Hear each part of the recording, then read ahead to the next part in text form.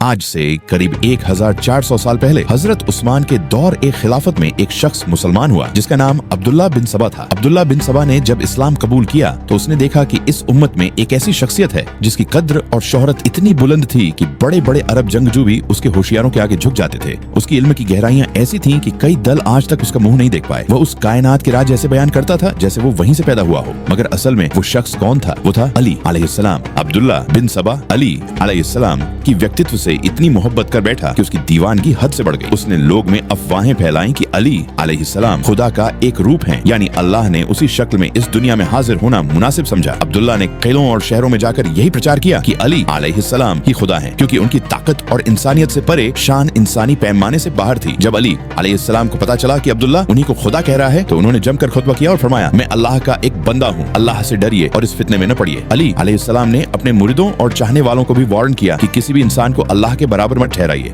मगर अब्दुल्ला बिन सबा ने नहीं माना। उसने यह तक कहा कि तुम खुद अल्लाह हो। अली अलैहिस्सलाम ने फैसला किया कि इस झूठ को बर्दाश्त नहीं किया जा सकता। उन्होंने कहा कि जो मुझे अल्लाह के बराबर ठहराएगा मैं उसे अंजाम से नहीं बचाऊंगा। और फिर अब्दुल्ला को आम लोगों के सामने आग में जलाया गया ताकि साफ हो जाए कि मैं अल्लाह का बंदा हूँ। अली अलैहिस्सलाम ने कहा कि मेरी वजह से दो गिरोह जन्नत नुमा नहीं होंगे, एक वे जो मुझे अल्लाह के बराबर ठहराएंगे और दूसरा भी जो मेरी फजाइल का इनकार करके मुझसे नफरत करेंगे। कुछ लोगों को अब्दुल्ला को आग में जलाना मंजूर न हुआ। उनका कहना था कि आग से सजा सिर्फ अल्लाह की हकीकत में है। यहीं से एक नया मजहब उभरा जिसने अली अलैहिस्सलाम को खुदा मान लिया। अब्दुल्ला जा चुका था मगर उसका प्रचार कई इलाकों तक पहुंच चुका था और लोगों ने इस फितने को अपना लिया। लोग कहने लगे, देखो अल्लाह के सिवा कोई इंसान आग में नहीं जला सकता। अली अलैहिस्सलाम ने ऐसा किया इसलिए वो खुदा है। और धीरे धीरे इस फितने में और भी लोग कबूल हो गए। इसी दावे के साथ कहा जाने लगा कि अली अलैहिस्सलाम मरे नहीं, वह लौटेगा। और इसी अंदाज ने इस सांप्रदायिक सोच को और बल दिया। कई बरस गुजर जाने के बाद इमाम जाफर सादिक अलैहिस्सलाम ने भी ऐसे ख्यालात पर सख्त एतराज जताया और साफ फरमाया, हम सिर्फ अल्लाह के बंदे हैं, जो हमें अल्लाह के बराबर ठहराए उस पर लानत हो। उस वक्त तक ये सोच ईरान, इराक और कई इलाकों में फैल चुकी थी और अलग अलग नामों से गिरोह बन चुके थे, नुसैरी, यारसान, अली इलाही वगैरह, जबकि ज्यादातर शिया इन्हें गुमराह समझते हैं। जिस शख्स से ये फितना शुरू हुआ था वो अब्दुल्ला बिन सबा था, जो खुद यहूदी था। उसने ईसाइयों जैसी सोच अपनाई, क्योंकि ईसाई हजरत ईसा को अल्लाह का बेटा मानने की रिवायत रखते हैं। इसी वजह से अब्दुल्ला ने अली अलैहिस्सलाम को इबादत खुदा बना डाला। इस्लाम में किसी इंसान को अल्लाह का दर्जा देना शिर्क है और इसका कोई बहाना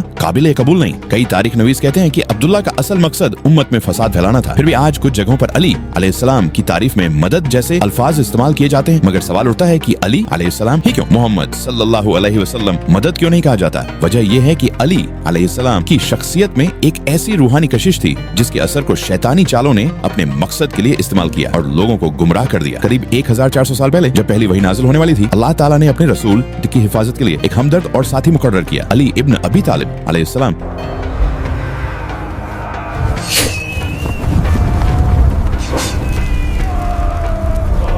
ताकि नबी जंगों में घायल होकर दुश्मनों की नियतों का शिकार न बने। 13 रजब सन 600 ईस्वी के आसपास सैयदा फातिमा बिनते असद ने मक्का में एक बेटे को जन्म दिया, एक नेक, पाक और बरकत वाला बच्चा। जब सैयदा फातिमा ने उस बच्चे को काबा से बाहर निकाला तो नबी ने उसे अपनी गोद में लिया और नाम रखा अली, यानी ऊंची शान वाला। आज भी काबा की दीवारों पर जो दरारें नजर आती हैं, बहुत से लोग मानते हैं कि वो उसी वक्त की हैं और शियाओं का कहना है कि ये निशान अली अलैहिस्सलाम की विलादत के असरात है। जब पहली वही नाजिल हुई उस वक्त अली अलैहिस्सलाम की उम्र तकरीबन 10 साल थी। नबी ने उनसे पूछा, क्या तुम गवाही देते हो कि अल्लाह एक है और मैं उसका रसूल हूँ? तो अली अलैहिस्सलाम ने बेझिझक कहा, हाँ मैं गवाही देता हूँ, और साथ ही कहा मैं इस मिशन में आपकी मदद करूंगा। उस दौर में नबी अली अलैहिस्सलाम और सैयदा खदीजा ने तन्हाई में 3 साल तक इस्लाम की बुनियाद को संभाला। ये तीनों मिलकर नमाज पढ़ते, दुआएं करते और उसी वक्त उनका ही दीन कायम रहा। जब नबूवत का ऐलान हुआ तो मक्का के काफिरों ने नबी को हर तरफ से तकलीफें दी, मगर अली अलैहिस्सलाम आगे बढ़कर उनके सामने खड़े हो गए। जो काफिर सोचते थे कि ये छोटा बच्चा क्या कर लेगा, वो जल्द ही अपनी सोच पर शर्मिंदा हुए। अली अलैहिस्सलाम ने बहादुरी के ऐसे किस्से लिख दिए जो आज तक जिंदा हैं। बदर, उहुद, खंदक और खैबर जैसी जंगों में उनकी शुजाअत, वीरता ने पुराने अरब के बड़े बड़े जंगजुओं को खामोश कर दिया।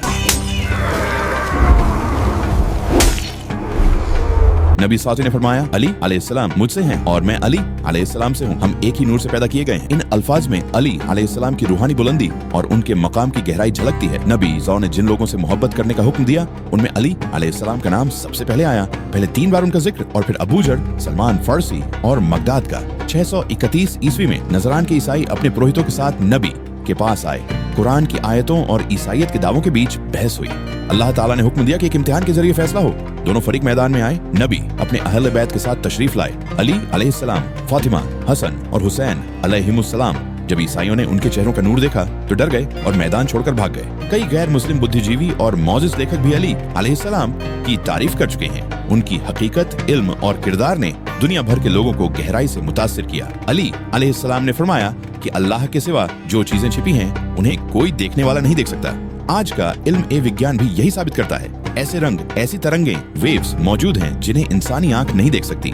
1800 के दशक में विलियम हर्शल ने इंफ्रारेड रेडिएशन का इल्म पेश किया, मगर अली अलैहिस्सलाम ने सदियों पहले ऐसी ही हकीकत की तरफ इशारा किया था। अली अलैहिस्सलाम ने अपनी बातों में सूक्ष्म जीवों यानी माइक्रो ऑर्गेनिजम्स, वायरस और बैक्टीरिया का भी जिक्र किया। वो चीजें जो आंख से नजर नहीं आती मगर मौजूद है। सदियों बाद मॉडर्न साइंस ने इन्हीं को खोज निकाला। उन्होंने आवाजों की 3 किस्मों का भी जिक्र किया।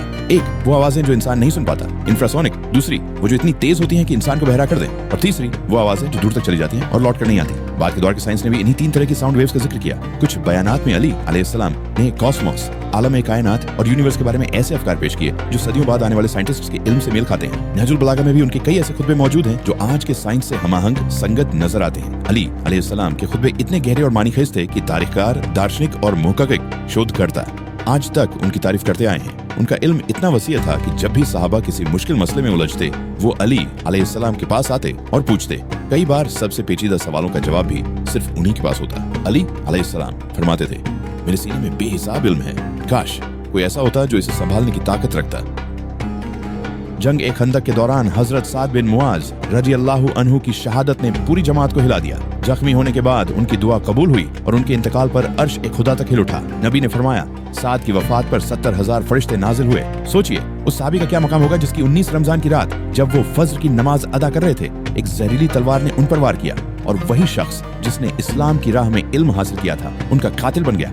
मगर अली अलैहिस्सलाम ने अपने आखिरी लम्हों में भी रहमत और दरगुजर का सबक दिया। उन्होंने अपने कातिल के लिए हुक्म दिया, उसे पानी, शरबत दिया जाए और अगर वो मर जाए तो उसके साथ जुल्म न किया जाए। यही उनकी अजमत और इंसाफ की बुलंदी थी। 21 रमजान को अली अलैहिस्सलाम का विसाल हुआ। कूफा में उस वक्त अजीबोगरीब मंजर देखे गए। आसमान लाल हो गया, जमीन से खून के निशान निकले और कई रिवायतों में आला सितारों की हलचल का भी जिक्र आता है। उनके बेटों ने उन्हें रात के वक्त गुप्त तौर पर दफन किया ताकि दुश्मन उनकी कब्र को नुकसान न पहुंचा सके। बाद में इमाम जाफर सादिक अलैहिस्सलाम ने लोगों को उस मुकद्दस मजार का पता बताया। अब्बासी दौर में खलीफा हारून अल रशीद ने नजफ जाकर उस मुकद्दस मजार की तामीर करवाई।